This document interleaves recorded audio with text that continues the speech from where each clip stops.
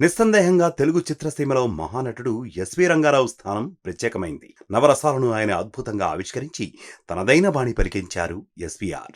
SVR కీలక పాత్రలు ధరించిన చిత్రాల్లో నాగభూషణం అంతగా ప్రాధాన్యత లేని పాత్రలు కూడా ధరించారు. మాయాబజార్లో ఎస్వీఆర్ ఘటోత్కచునిగా నటిస్తే నాగభూషణం సాత్యకి పాత్రలో కనిపించారు. బాగా పరిచయం ఉన్నవారు తప్పితే సాత్యకిగా నటించిన నాగభూషణాన్ని ఎవ్వరూ కూడా గుర్తుపట్టలేరు. అలాంటి నాగభూషణం ఒకానొక దశలో క్యారెక్టర్ యాక్టర్స్లో అత్యధిక పారితోషికాన్ని అందుకున్నారు. ఆ సమయంలో ఎస్వీఆర్ వెనుకబడిపోయారు. ఎస్వీఆర్ నటన ప్రతినాయక పాత్రల్లో గంభీరంగా ఉండేది. కరుణారస పాత్రల్లో సాధు స్వభావంతో కనిపించేది. హాస్యం చేసినా రక్తి కట్టేది. అయితే నాగభూషణం మాత్రం తాను విలన్గా నటించినా, కమెడియన్గా నటించినా, క్యారెక్టర్ యాక్టర్గా తళుక్కుమన్నా అందులో జనం నవ్వుకునేలా తనదైన సెటైర్ను చూపించేవారు. అది 1967 నుండి 1977 దాకా బాగా సాగింది. 1970 ఆరంభంలో నాగభూషణం పారితోషికం 40,000. ఆ రోజుల్లో అంత పెద్ద మొత్తం తీసుకునేవారు అతి కొద్దిమందే. వారిలో నాగభూషణం కూడా ఉన్నారు. తనతో పాటు చిత్రసీమలో ప్రవేశించిన వారు కొందరు స్టార్స్గా రాజ్యమేలుతున్నారని ఎస్వీఆర్ దిగులు పడేవారు.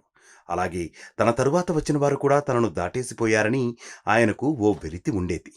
అలాంటి సమయంలోనే కృష్ణ, ప్రభాకర్ రెడ్డి సంయుక్తంగా నిర్మించిన పండంటి కాపురంలో నటించే అవకాశం వచ్చింది ఎస్వీఆర్కు.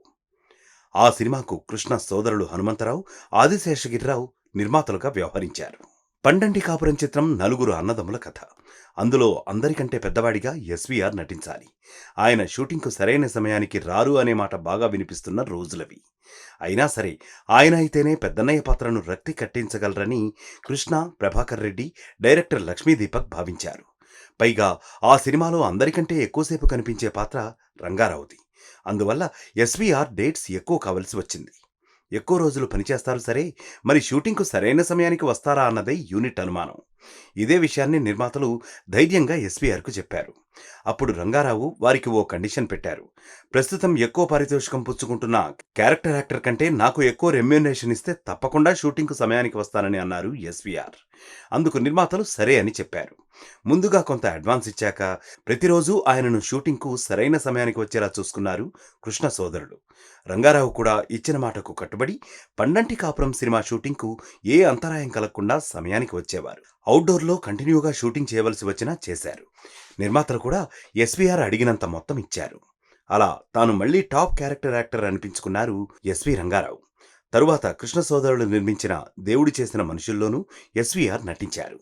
అప్పుడు కూడా ఆయనను కృష్ణ సోదరులు ఎంతగానో గౌరవించారు. ఎస్వీఆర్ అడిగినంత పారితోషికం కూడా ఇచ్చారు.